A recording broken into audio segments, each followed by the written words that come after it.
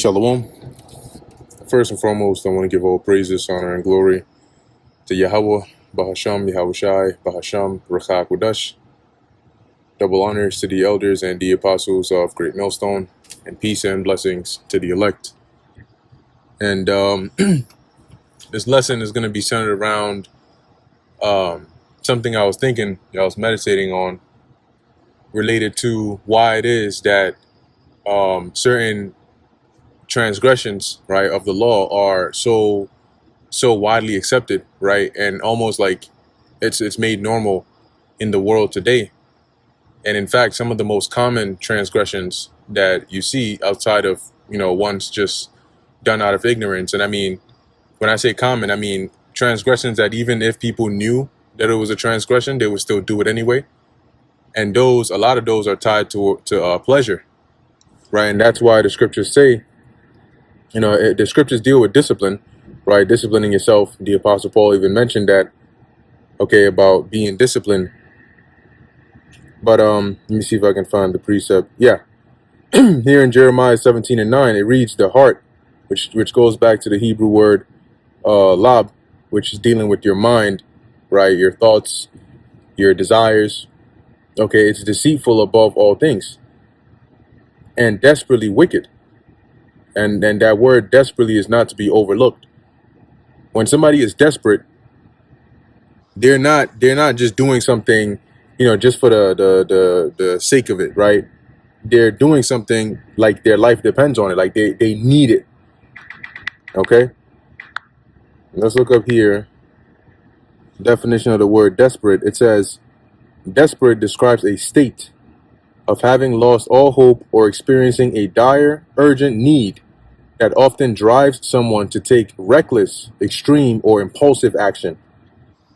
So when the scriptures say that the flesh is desperately wicked, that means that your flesh is constantly trying to be in a state, it's trying to put you in a state of urgently needing that fulfillment that it would get from its desires, which in most cases tend to be in transgression to the laws of the Heavenly Father, especially now, because society and the system that has been built does not train up the mind from a youth to desire righteous things, to desire things that need to be disciplined.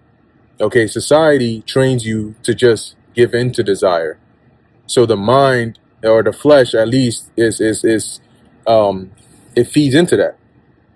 So that's why it's desperately wicked. It's in an urgent need to commit wickedness, because to the flesh there is no discernment of right and wrong.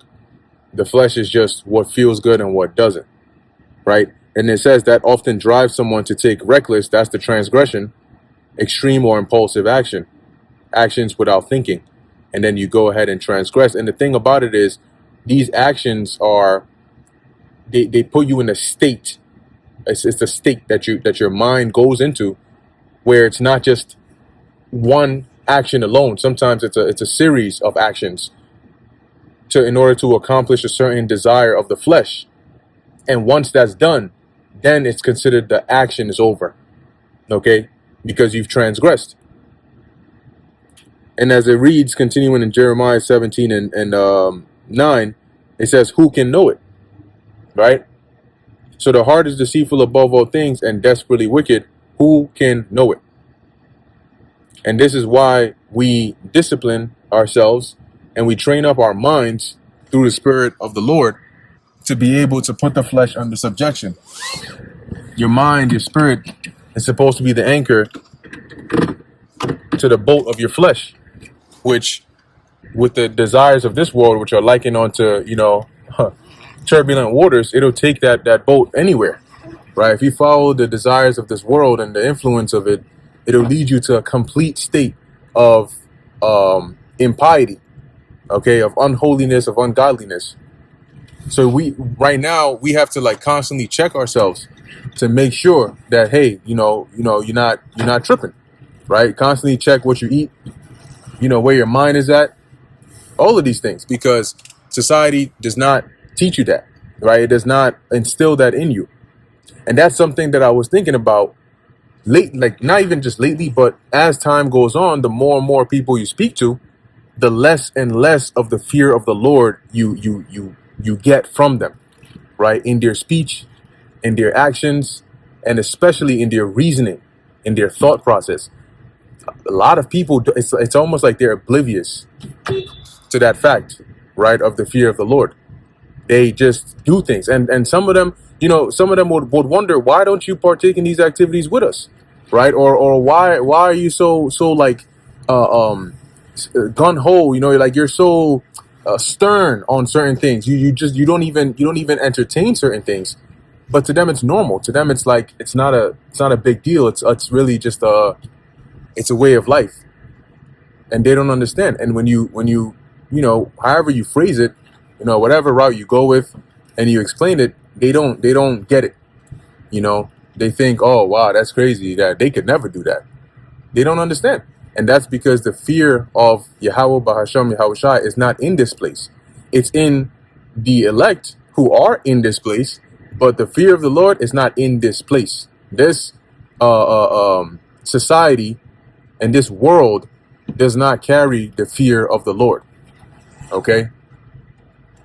It carries the desire of the flesh. And Esau used that. He knows that. Okay, he knows that. And that's why, once again, some of the most, people commit murder, right? Murder has been there since the beginning. Like, people committed murder since the beginning. But the level of things like you wonder, why do people commit murder? In most cases, it's like a means to an end, right? It's not just off of some, like majority of murder cases aren't just on some like, oh, it feels good to murder people. Oh yeah, like that's some psychopathic shit, right? But when it comes to things like adultery, when it comes to things like breaking the dietary laws, right? These are things that are directly tied to pleasure of the flesh, which makes it more enticing for people to do. Food that is abominable, if presented in a way that entices you or is made to seem like it tastes good, and then your taste buds are accustomed to that, people are they're gonna find it harder to try and they're gonna find it harder to try and abstain from that, versus something that's like more, you're not really getting a direct release of dopamine from it. It's like, I mean, I could kind of see that. But things that are directly tied to their pleasure, especially having been conditioned to live for pleasure, that's majority of people today. They live for pleasure. The things that they do on their free time or their spare time or of their own will is to seek after pleasure. It's the things that they like to do. I mean, there's nothing wrong with pleasure. The error comes in, is it pleasure gotten through ill means? Is it pleasure gotten in transgression? Or is it righteous? Because the Lord created pleasure, right? He created earth to be a paradise for us to enjoy ourselves, but in the right way. And once again, Esau looking at that and seeing, okay, what would I do? If I really wanted to get these people to go off, what would I do? How would I go about it? How would I accomplish it? He says, well, everybody likes pleasure, but the fear of the Lord is too high in the earth. So what are the first couple of things that he'd want to address? Oh, well, let's reduce the fear of the Lord and let's increase the desire of pleasure. And you do those things almost simultaneously, like a seesaw, right? One goes up, the other comes down, because the fear of the Lord keeps people at bay. This may feel good, but I fear more what will happen if I do it.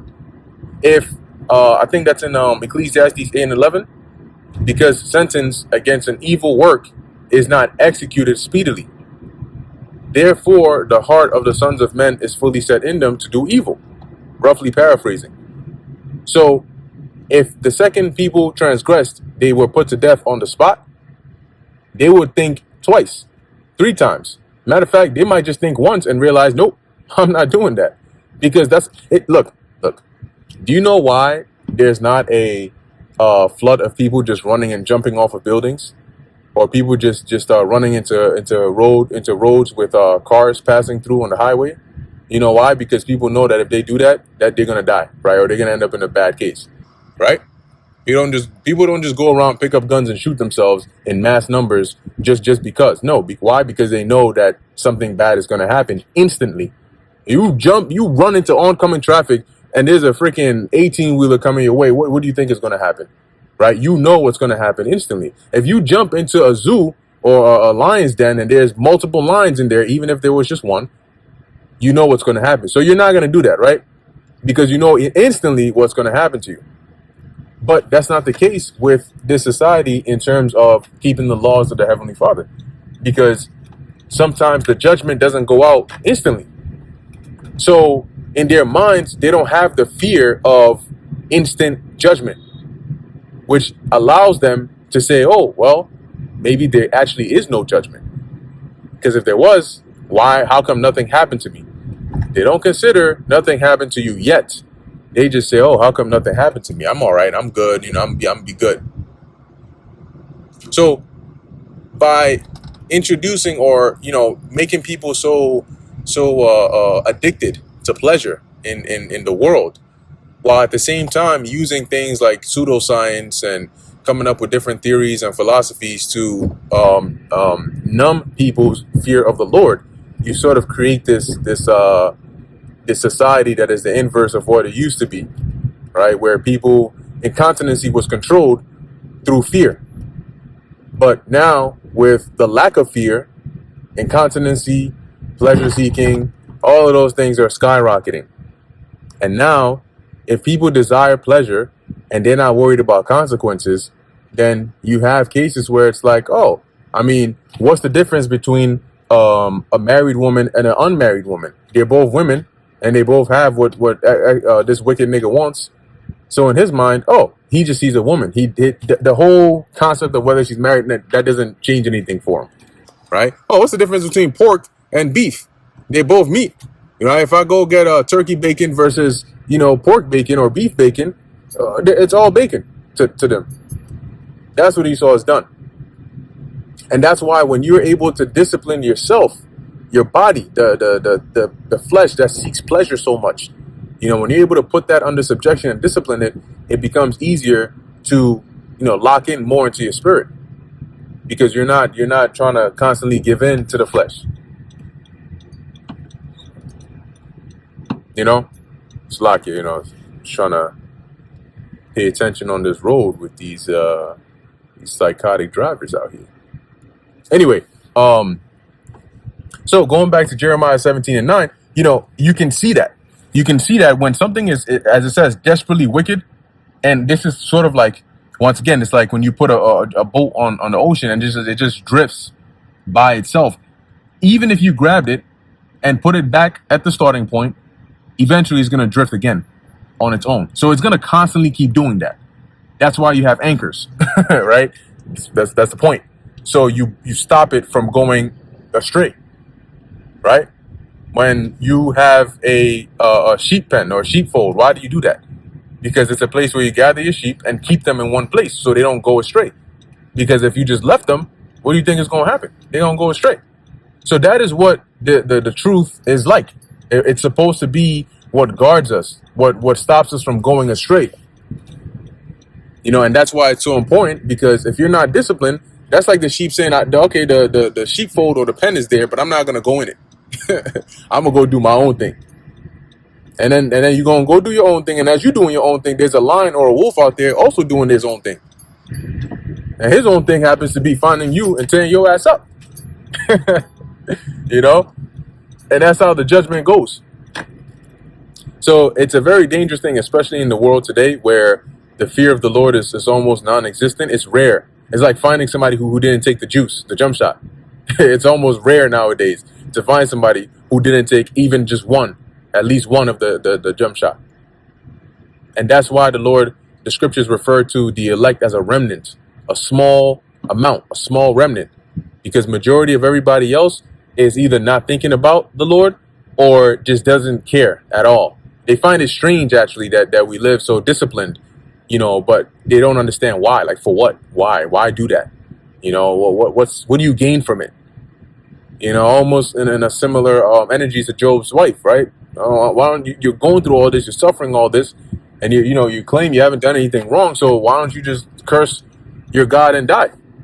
You know what's going to happen if you curse him. He's going to bring judgment upon you. Then that's it. You end your misery. It's like committing suicide. So why don't you just go ahead and do that? And that's because that's the mindset of the unfaithful. And that's why the scriptures say, what is it? The unfaithful and unbelieving, right? They're going to die in their unbelief. Because if they don't believe, they don't have the fear of the Lord.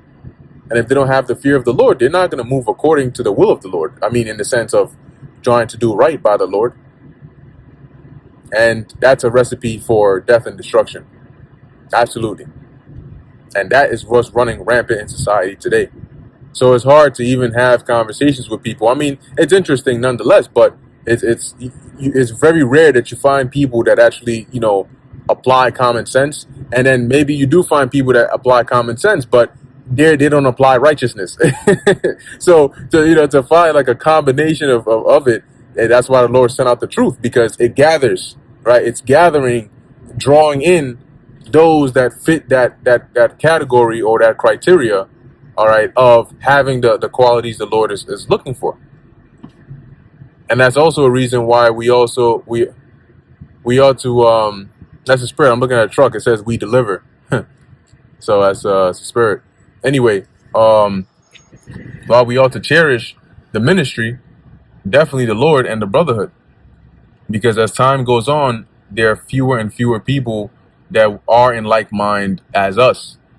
And so having found those that are in like mind as us, we ought to cherish that, because it's pretty much only us, right? The rest of the world, they don't see it this way. And once again, this is still before the storm has fully hit, right? Like this we see it now as, damn, these people don't have the fear of the Lord, but they're going to act and live upon that when things get more dire, when they have to make more crucial decisions, and they're not going to make it with the fear of the Lord.